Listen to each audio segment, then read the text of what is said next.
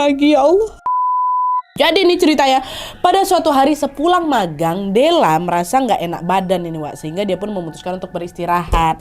Nah di tengah-tengah tidurnya, ini udah malam nih ya, di tengah-tengah tidurnya Della mendadak kebangun gegara haus. Rosa waktu dia bangun udah tidur juga. Nah dia pun beranjak dari tempat tidurnya dan mengambil segelas air dari galon yang memang terletak di salah satu sudut kamar kosan mereka. Nah, waktu aku lagi minum tuh karena set gitu, Della tiba-tiba mendengar ada suara perempuan nangis lagi nih.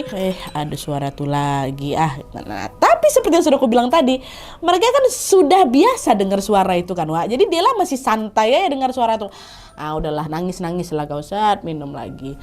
Tapi Wak, keberanian Della ini mendadak luruh, runtuh, hancur lebur ketika dia mendengar bahwa suara tangisan yang semula terdengar lirih itu secara perlahan-lahan berubah menjadi suara perempuan tertawa melengking, tapi tepat kali di telingaku Nadia.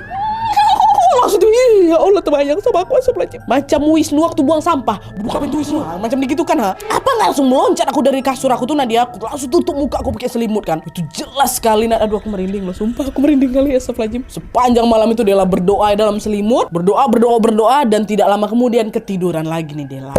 Nah keesokan harinya nih baru Wak Della cerita sama si Rosa perihal kejadian tadi malam. Wak, tadi malam gini udah nggak suara nangis lagi, suara ketawa tepat di telingaku. Nah setelah mendengar cerita Della, ternyata Wak, Rosa juga menceritakan keanehan yang hampir sama. Rosa juga mengalaminya, tapi beda versi Wak. Ini lebih ekstrim lagi si Rosa tuh kalian. Pada malam itu Rosa bilang, aku kebangun Wak, kebelet pipis. Waktu itu Rosa sempat Wak bangunin Della buat nemenin ke belakang, tapi dia nggak bangun-bangun, bukan ke belakang sih, soalnya kamar mandi dia tuh di luar kamar. Dan gegara nggak bangun, si Rosa ini pun bergegas lah ke kamar mandi yang ada di luar kamar mereka. Nah tapi Wak, pas si Rosa ini baru masuk ke kamar mereka, kalian tahu, Rosa tiba-tiba melihat ada bayangan seperti kepala buntung yang gosong lagi ngintip di samping lemari kamar mereka Wak. Apa tuh? Kasih bayangan nih. Awalnya waktu itu si Rosa masih positive thinking. Oh aku salah lihat mungkin. Bukan apa-apa itu. Mataku lagi buram kan, baru bangun tidur aku ya kan. Tapi baru dia ngebatin kayak gitu Wak, beberapa detik kemudian nih sesuatu yang awalnya dia pikir bayangan, kepala itu bergeser, dan gak cuma bergeser aja Wak, dia macam berputar ngadep ke si Rosa sambil melotot, giginya bertaring. Kata dia, terbayang astagfirullahaladzim. Apa nggak langsung istighfar si Rosa kan? Astagfirullah nge-freeze dia Wak. Dia baca doa, ditutup matanya kan, waktu dibuka udah nggak ada lagi. Untung pergi itu Wak, kepala gosong tuh kan. Barulah aku masuk dalam selimut, baca doa, baru aku bisa tidur Wak.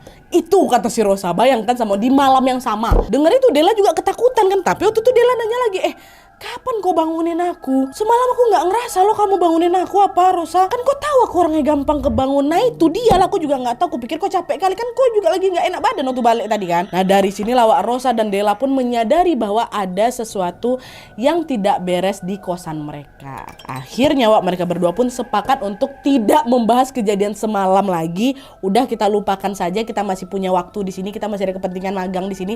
Kita udah nggak bisa cari kos-kosan lagi nih Rosa. Mulai sekarang kalau misalnya kita ngelihat, kita ngerasain, kita ngedengar, kita ngapa-ngapain lah pokoknya tentang gangguan ini, diam aja. Udah cukup, tahan sendiri aja, nggak usah cerita-cerita lagi ya. Kita berdoa aja masing-masing, insya Allah nggak kenapa-napa. Kata mereka berdua, mereka sepakat nih, dah kita pokoknya fokus di sini buat magang supaya kita bisa lulus sama-sama. Nah dah tuh kan Wak, hari pun berlalu dengan berbagai gangguan mistis yang tetap datang juga.